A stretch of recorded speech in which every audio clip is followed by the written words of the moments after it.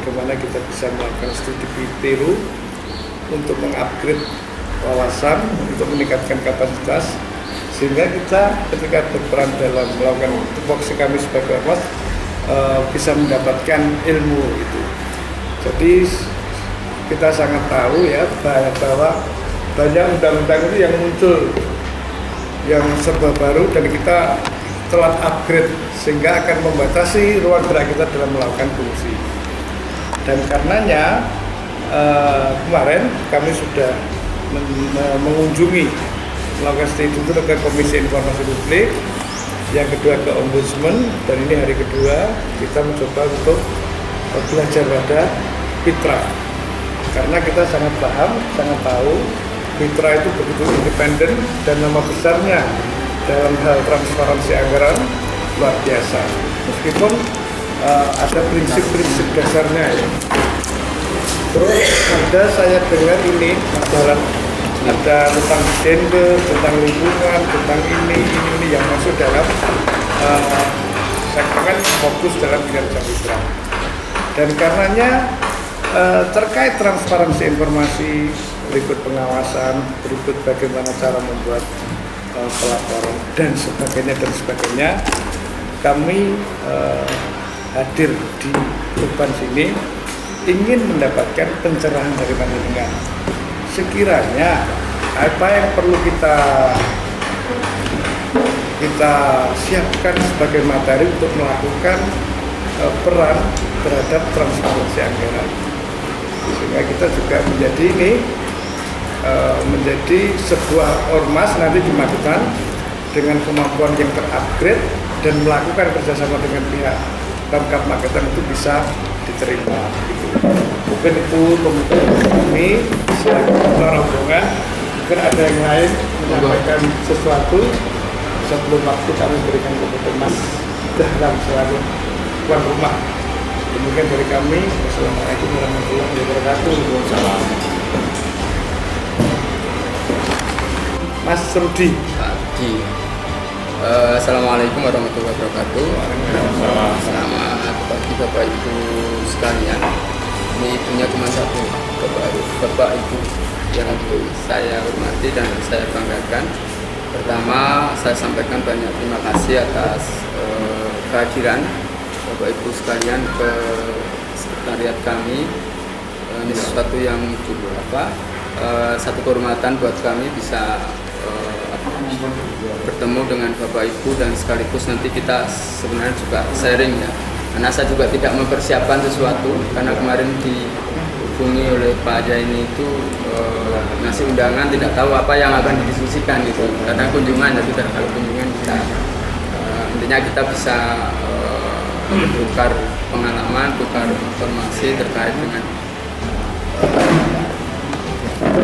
aktivitas atau dunia NGO ya, dan government organisasi. Saya lebih suka pakai istilah NGO Pak. Kalau bicaranya LSM ini kan bahasa-bahasa yang digunakan Orde Baru pada saat itu untuk mengkoptasi gerakan masyarakat sipil. Jadi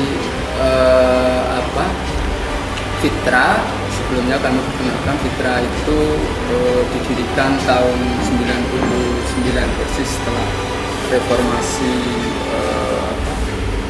tahun 98. Nah, didirikan oleh beberapa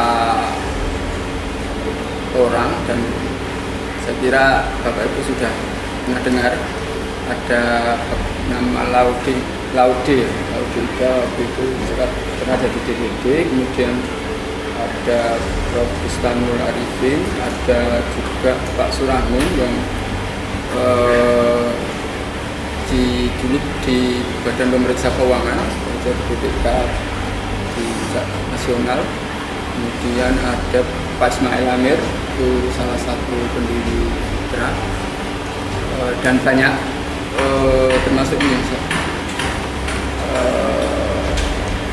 Pak Gofar Rahman dan beberapa saya lupa ya, karena saya sudah generasi yang ketiga Pak di Fitra. Nah, Fitra itu secara organisasi sekarang ada 13 anggota, kita sebut namanya itu simpul jaringan. Ada di Jawa Tengah, di Jawa Timur, kemudian ada di Kalimantan, ada di NTB, ada di Jawa Barat, kemudian di Kalimantan itu ada Kalimantan Barat, ada Kalimantan Timur, dan ada di Sulawesi, ada di Sumatera, dan di beberapa daerah itu simpul jaringan atau anggota dari Fitra. Nah, Fitra memang fokus pada sebenarnya advokasi terkait dengan isu kebijakan publik, itu terutama khusus dengan kebijakan perencanaan dan penganggaran daerah. Jadi salah satu memang visi kita itu mendorong tata kelola anggaran yang berpihak kepada masyarakat, itu menjadi visi dari Fitra. Nah, saya kira banyak aktivitas yang sudah kita lakukan,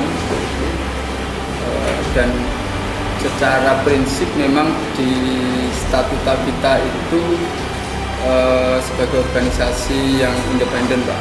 Bahkan di statuta kita sampai hari ini mudah-mudahan tidak berubah nanti, karena setiap 5 tahun kan ada proses ini namanya musyawarah nasional itu untuk menentukan arah organisasi. Jadi di statuta kita itu secara kelembagaan kita pertama tidak bisa menerima atau mengelola anggaran negara, kemudian tidak menerima anggaran yang itu sumbernya diperuntukkan untuk utang. Jadi sampai sekarang kita tidak pernah mengelola anggaran dari APBN, APBD, dan beberapa lembaga World Bank misalnya. Ini kita tidak. World Bank yang biasanya World Bank itu ada 2 skema, ada skema hibah, ada skema loan. Nah, itu yang kita tidak bisa menerima itu. Ini untuk sebenarnya menjaga independensi, salah satu cara ya untuk menjaga independensi lembaga. Cuman kan sekarang ini kan ada beberapa perubahan saya kira di dalam konteks pembangunan di daerah itu. Jadi pengelolaan keterlibatan masyarakat sipil yang terwadai dalam NGO itu kan sebenarnya secara undang-undang itu bisa mengelola anggaran daerah dan anggaran negara. Kalau di dalam pengadaan barang jasa itu ada namanya swakelola tipe 3. Swakelola tipe 3 itu bisa dikerjakan oleh Ormas, bisa dikerjakan oleh LSM. Tentu ada beberapa prasyarat yang secara detailnya mungkin bisa dilihat di permen tentang pengadaan barang jasa. Salah satunya soal ini keahlian.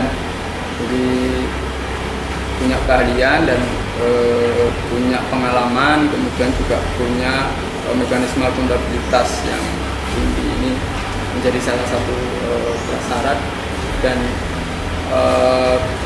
ada beberapa NGO yang misalnya Suara Kediri, itu kalau Bapak Ibu bisa, Mas Sanusi itu juga banyak terlibat di kegiatan-kegiatan pemerintah. Misalnya karena keahliannya adalah pemberdayaan masyarakat, jadi dia bersama dengan pemerintah untuk melakukan pemberdayaan masyarakat, kemudian juga melakukan riset kebijakan, dilakukan sama-sama dengan pemerintah daerah. Dan itu sangat mungkin dilakukan. Ini kan perubahan-perubahan kebijakan, dan mungkin juga ke depan Fitra juga mungkin saya nggak tahu, mungkin juga akan ada perubahan dari sisi statuta itu apakah nanti kan tetap ada kajian apakah ini nanti akan berpengaruh terhadap independensi kita gitu, dan akan mempengaruhi lain-lain dan lain sebagainya gitu ya. Nah, kalau Fitra sendiri selama ini bekerja dengan pemerintah, juga bekerja dengan NGO, Pak. Jadi dengan pemerintah itu apa? Karena kita sekarang ini kan berbeda ya situasinya. Kalau dulu itu kan kita harus selalu face to face dengan pemerintah gitu ya, itu apa? Karena kondisinya seperti itu. Tapi sekarang ini saya kira dengan ada reformasi, ada ekonomi daerah ini lebih lunak. nah, artinya ada peluang-peluang gitu ya yang juga saya kira pemerintah memberikan ada ruang, dan menurut saya ada reformasi di dalam pemerintah daerah gitu ya. Karena pemerintah daerah itu dia punya keterbatasan dari sisi SDM, dari sisi anggaran gitu. Misalnya kemarin kita dengan Pemda di Tuban itu misalnya kita bersama-sama nyusun rencana aksi terkait dengan pemenuhan standar pelayanan minimal. Ini kan itu bisa kita lakukan gitu ya, dan itu sangat membantu pemerintah, dan sekaligus itu akan mempercepat sebenarnya target apa yang perubahan yang ingin kita dorong. Nah, kalau kita pendekatannya, kalau di kita itu gini, pendekatannya itu kan ada dua, Pak. Ada pendekatan represif, ada pendekatan persuasif. Istilahnya begitu. Pendekatan represif itu tingkat keberhasilannya kecil. Jadi kalau kita sering menyerang pemerintah itu bagus sebenarnya, tapi itu tingkat keberhasilannya kecil karena secara politik cenderung akan melakukan resistensi. Nah, oleh karena itu kita kembangkan model kolaborasi dengan pemerintah. Istilahnya ini apa? Kemitraan kritis gitu ya. Jadi kita bermitra tapi kita tetap kritis terhadap pemerintah. Itu yang menjadikan kita bisa diterima di di semua kelompok masyarakat dan juga di pemerintah. Di pemerintah sendiri kita mengembangkan ini, Pak. Jadi di Fitra itu ada namanya Sekolah Anggaran Publik. Sekolah Anggaran Publik itu biasanya kita diikuti oleh banyak juga DPRD yang ikut, kemudian media massa, ada teman-teman NGO, gitu, ada ormas, ada mahasiswa dan sebagainya. Itu secara periodik itu ada kita melakukan sekolah anggaran publik itu kita lakukan, dan itu sudah menjangkau di beberapa daerah. Ini mungkin 2 minggu lagi kita akan ada sekolah anggaran publik juga di Surabaya, yang itu ada beberapa NGO di beberapa daerah dan media massa yang terlibat. Itu yang kita lakukan selama ini. Selain kita juga rutin kampanye publik terkait dengan tata kelola anggaran di daerah. Selain juga kita juga melakukan riset-riset kebijakan yang ya tentu dengan dukungan ini ya, Pak, dukungan donor internasional ya, yang kita peroleh, itu yang yang bisa kita maksimalkan. Karena secara organisasi Fitra tidak diperkenankan secara statuta untuk mendapatkan anggaran dari pemerintah daerah melakukan program itu. Dan kalau bicara alokasi anggaran itu memang pertama tantangannya itu benar, Pak, soal regulasi kita itu cepat sekali berubah. Jangankan kita, pemerintah daerah gitu ya, birokrasi di daerah itu juga kadang-kadang kita lebih tahu dulu dari mereka ada regulasi gitu ya, karena kan mereka ada prosedur birokrasi yang kalau kita itu kan cepat akses informasi.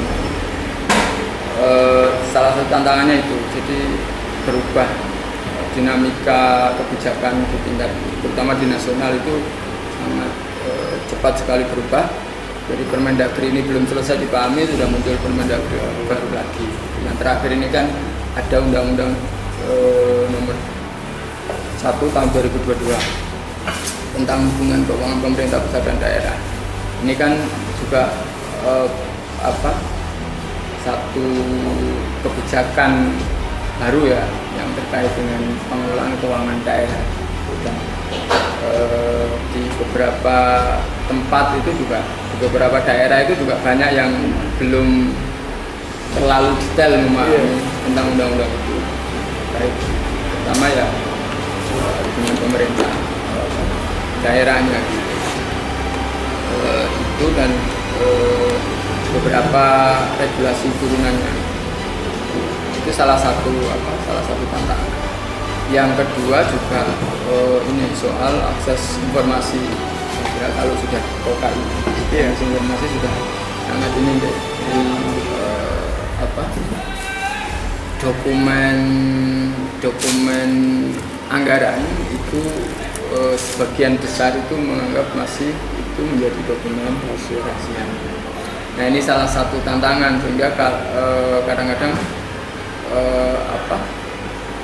analisis yang kita lakukan itu menjadi tidak terlalu maksimal karena keterbatasan akses informasi itu yang menjadi salah satu tantangan karena analisis APBD itu kan basisnya data. Kalau kita bicara pendapatannya menurun dari mana itu kan bisa, kalau nggak ada datanya kan susah juga dan pasti tidak akan dipercaya gitu. Nah ini yang menjadi salah satu. Karena itu beberapa waktu lalu ada Undang-Undang 14 tentang keterbukaan informasi publik itu kita pernah melakukan akses coba. Jadi dulu itu di situ itu gudang arsip Pak. Tapi sudah kita loak karena tidak terlalu lama. Jadi mulai RKA, DWA itu kita punya. Karena kita waktu melakukan riset kalau nggak dapat anggaran kita BKI itu ya, tidak difasilitasi BKI. Dan memang di Undang-Undang KI itu kan juga ada hak, ada kewajiban juga, itu yang kadang-kadang perlu dipahami gitu. Jadi tidak semua juga teman-teman NGO itu memahami pokoknya asal minta itu. Padahal di situ itu kan ada KI pasti akan mempertimbangkan kira-kira tujuan permintaan informasi itu apa gitu. Karena di dalam undang-undang itu juga baik yang tidak memberikan maupun yang diberikan tapi menyalahgunakan informasi itu juga ada konsekuensi hukumnya. Nah ini yang tidak diabaikan oleh teman-teman. Kalau kita lihat di KI itu kan ada banyak itu sengketa itu yang kadang-kadang KI juga bingung kok lo lagi gitu dan dokumennya diminta sama gitu. Artinya kan ini kepentingannya apa sih, tujuan meminta dokumen ini digunakan untuk apa? Itu yang dokumen-dokumen yang memang menyinggung. Kayak misalnya yang diminta itu kan biasanya teman-teman itu kan DIPA, RKA itu ya, rincian RKA. Kalau ringkasan RKA itu di beberapa daerah kalau kita cek websitenya itu sudah dipublikasikan. Nah itu yang, tapi ada beberapa memang informasi yang tidak langsung dipublikasi. Nah, keterbatasan itu yang menjadikan kadang-kadang masukan dari NGO itu kan tidak banyak diperhatikan. Jadi tantangan kita itu memang masih di situ levelnya Pak. Jadi mengakses dokumen gitu ya. Padahal kalau dokumen APBD itu sebenarnya kan dokumen publik yang bisa diakses oleh masyarakat. Dan itu kan harus informasi yang berkala yang harus disediakan sebenarnya kalau Undang-Undang 12 ini. Kecuali misalnya kalau kita minta kwitansi atau apa itu memang itu tidak bisa. Kemudian kalau kita minta berapa sih besaran tabungannya bupati di rekening itu informasi yang dikembalikan gitu, menyangkut pribadi orang gitu ya. Tapi kalau anggaran APBD, dokumen APBD kayak apa itu dokumen yang sangat terbuka yang bisa diakses. Nah, Fitra biasanya itu mendapatkan dokumen APBD itu lebih banyak memang dari legislatifnya, Pak. Karena kita sering bantu DPRD di daerah-daerah itu untuk saat mereka membahas, kita membantu dan mereka biasanya kan memberikan link ya. Nah, ada link di situ dan Magetan itu juga kita sering. Oh gitu. Iya, Sering ke Magetan berarti? Saya 2 kali kemarin waktu pembahasan itu 2024 ini saya ke Magetan. Diminta atau nganu?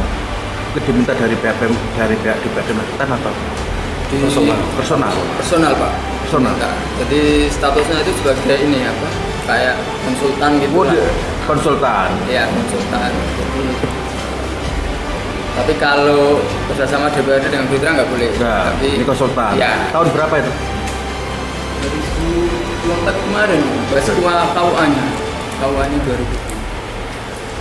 Jadi kita pasti ya kan kita memberikan analisis kemudian kita diskusikan dengan mereka dan mereka nanti yang DPRD yang akan menjadi bahan mereka.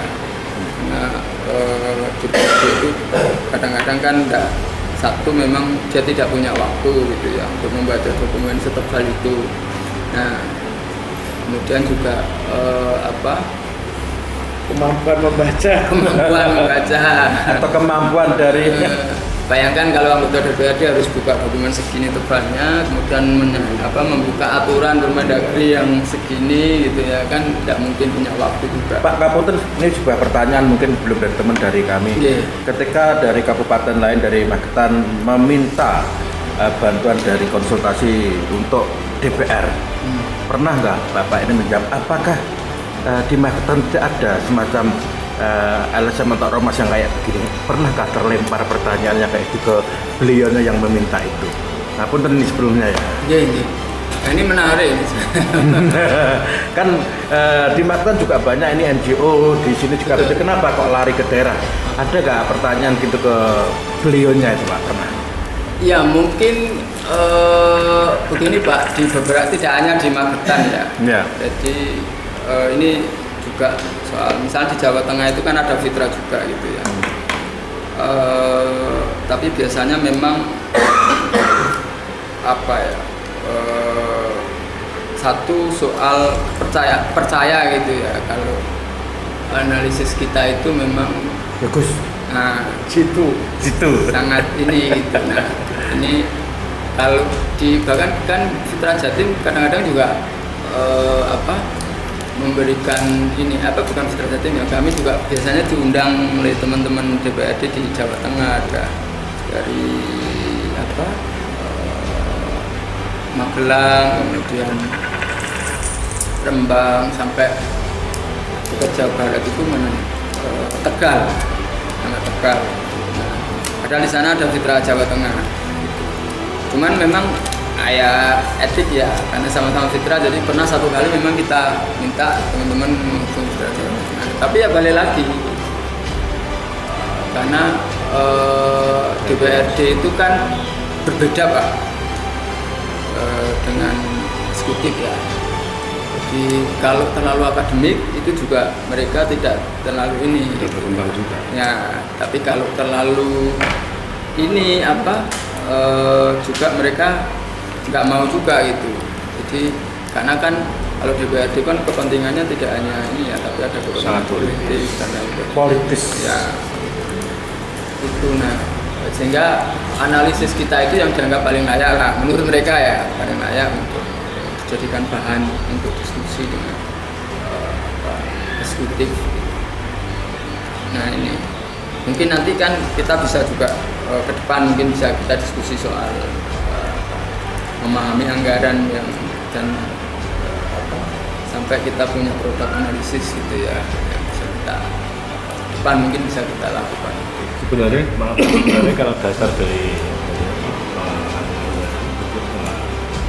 itu apa sih Mas, anggarannya paling dasar di teman-teman dewan yang konsultasi? Jadi gini Pak, kalau anggaran itu kan jadi tata kelolanya, prosesnya itu kan ada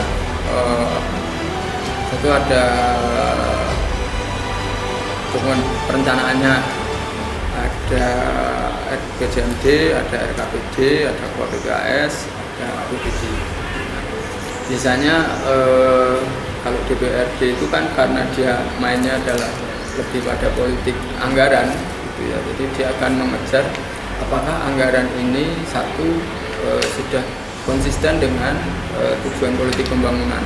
Itu biasanya mereka akan ngecek di dokumen RPJMD dan di KPD. Jadi kalau kita bisa meng-track konsistensi itu mereka senang, karena memang banyak temuan ya di analisis itu ketidakkonsistenan antara apa yang direncanakan dengan apa yang dianggarkan. Itu pernah nggak Mas menemui dari ini kan ada tiga fungsi legislatif itu kan. Mungkin yang terjadi juga kalau di wilayah saya juga ada tarik menarik antara kepentingan itu dan legislatif. Karena beliau itu badan anggaran, posisinya sebagai eksekutornya, cocokkan asalnya tidak ada sendiri. Itu kalau ada seperti itu, solusinya gimana? Yang pernah ditemui kita. Kalau problem begitu itu sering kali Pak, Iya. tidak hanya di beberapa tempat ya, karena memang kalau membahas anggaran itu pasti tarik menarik kepentingan antara eksekutif dan legislatif. Biasanya soal pokir yang biasanya menjadi bergaining politik. Karena ya, dia menghambat pembangunan daerah ini, ya, kepentingan ini. Ya, makanya pokir, kemudian juga soal fasilitas di DPR sendiri. Ini ya biasanya yang hanya terjadi di beberapa daerah. Nah, itu sebenarnya tergantung dinamikanya Pak. Kalau kasus Jember itu kemarin kan sampai deadlock, Iya. dia tidak sampai perdanya peraturan bupati, yang itu kan merugikan masyarakat. Nah, biasanya win-win solusinya ya kembali lagi ke situ. Kalau Transparansi anggaran. nggak dalam konteks tadi ya pragmatis. Kalau yang saya lihat, saya amati itu. Jadi misalnya kalau DPRD minta tambahan pokir nggak dituruti ya nggak dibahas. Tapi ketika misalnya eksekutif melunak, ya udah ini ada tambahan ini, biasanya akan lepas dari itu. Biasanya yang terdinamika yang terjadi seperti itu. Termasuk misalnya kemarin saya nggak tahu di daerah mana itu ya, soal kecil sih sebenarnya, soal mobil dinas. Nah biasanya memang di situ itu ada proses negosiasi antara eksekutif, dan tentu itu di luar pembahasan formal ya. Saya nggak tahu itu. Tapi kebanyakan memang seperti itu. Tapi kalau kita bicara standar normalnya kan, jadi DPRD itu kan sebagai lembaga politik yang melaksanakan tiga fungsi: kontrol, budgeting, dan legislatif. Nah itu kita memang lebih banyak pada fungsi budgetingnya Pak. Jadi mulai bagaimana DPRD membahas rancangan APBD, perubahan APBD, kemudian sampai pertanggungjawaban APBD dan pertanggungjawaban kepala daerah. Bisa dikontrol Mas untuk penggunaan anggarannya juga. Bisa. Misalnya lewat kontrol. Kita masuk awal untuk mengontrol dari kegiatan budget apa yang dikeluarkan di legislatif itu. Karena kan gini, kadang-kadang kan banyak di lapangan banyak penguapan anggaran yang tidak perlu yang digunakan oleh teman-teman dewan. Yang laporannya juga ya memang ada laporannya, tapi dari laporan itu, dari fungsi yang dilaksanakan tidak ada manfaatnya. Itu bisa nggak dimasukkan dalam suatu laporan, misalkan Laporan ya kita teguran ketika kita minta kegiatan, hasil kegiatan misalnya kunker, dia mengadakan kunker yang tidak perlu, atau kunker yang sering kunker tapi ketika kita melihat, kita minta hasil kunkernya apa, itu tidak ada laporannya atau tidak ada fungsinya, itu bisa nggak kita mengkoreksi secara ya sebagai keuangan. masyarakat tentu bisa saja Pak kita mempertanyakan, karena kan yang kalau ininya kan yang kita tanyakan kan penggunaan anggaran publik. Jadi seperti apapun anggaran publik itu prinsipnya kan harus bisa dipertanggungjawabkan. Kalau misalnya terjadi kunker kemudian dia hasilnya tidak maksimal, itu kan juga bisa. Maksudnya di sekwan, Ya nomenklaturnya kan ada di situ. di sekwan ya. Jadi kalau di DPR, yang ngelola anggaran DPRD kan di Sekman. Ada di Sekman. Ya.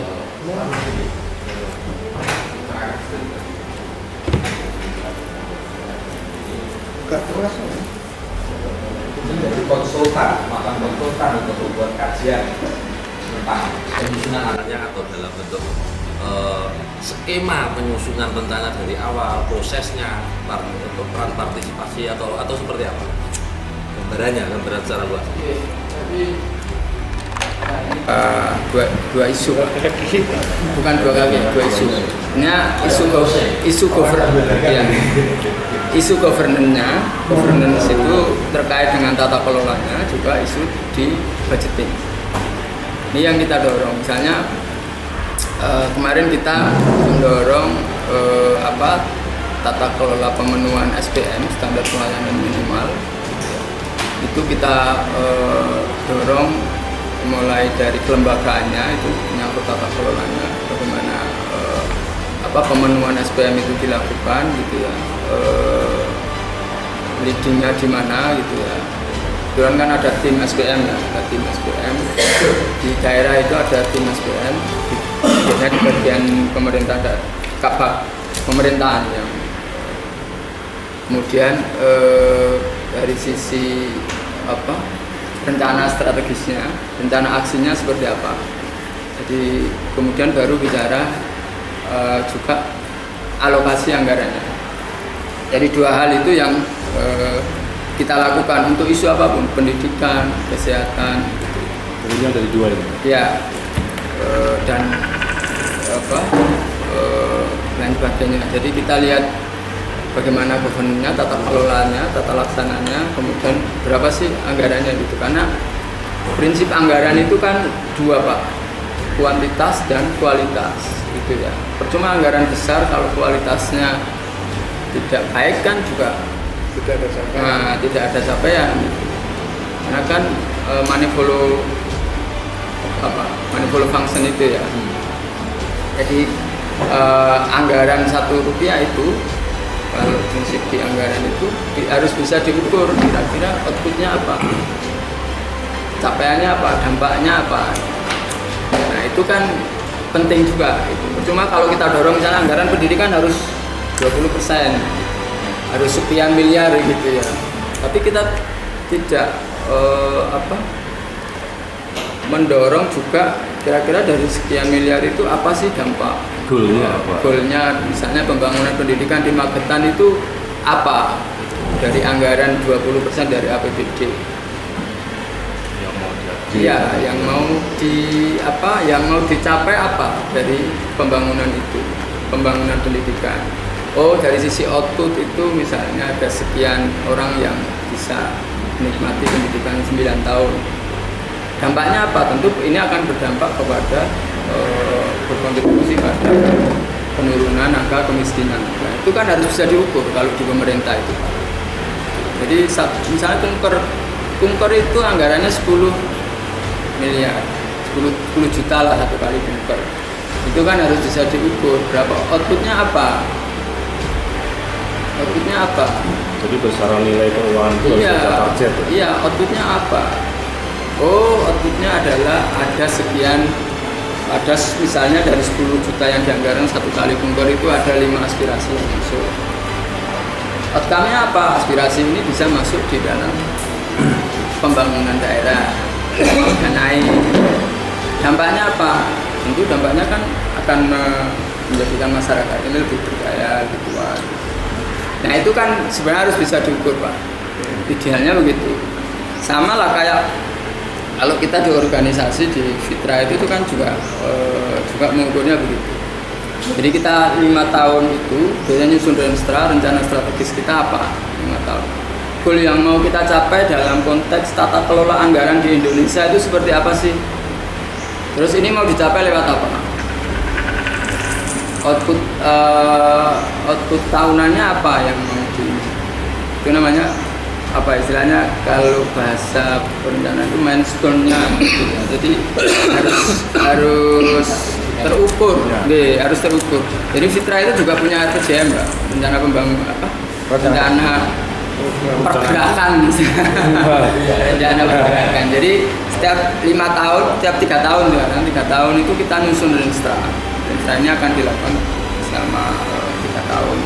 Jadi dalam 3 tahun ini kita sudah punya ini goal. Jadi Renstra-nya dari Fitra sendiri biasanya mengikuti dari anunya nasional atau versinya nasional atau versi sendiri. Kita punya payung besar karena kan penyusunan itu melibatkan semua anggota. Kita punya payung besar, misalnya di nasional itu punya Renstra besar. Nah itu kemudian diturunkan sesuai dengan konteks masing-masing daerah. Ya. Terus begini mungkin lebih spesifik di penganggarannya Mas, bukan di semuanya, di rumah tahapan misalnya dari tahapan ke peran sertaan itu anggarannya Semua Pak. semua. Iya. Jadi ini ya awal-awal dulu itu kan salah satu yang mendorong misalnya ada musrenbang, ada itu kan teman Fitra jadi salah satu karena waktu 99 itu kan baru itu kan masih top down gitu ya. Nah itu menjadi kita kemudian kaji susun Renstra, berarti salah satu target kita itu bagaimana mendorong partisipasi masyarakat lewat apa? Salah satunya ya kita penganggaran itu harus dimulai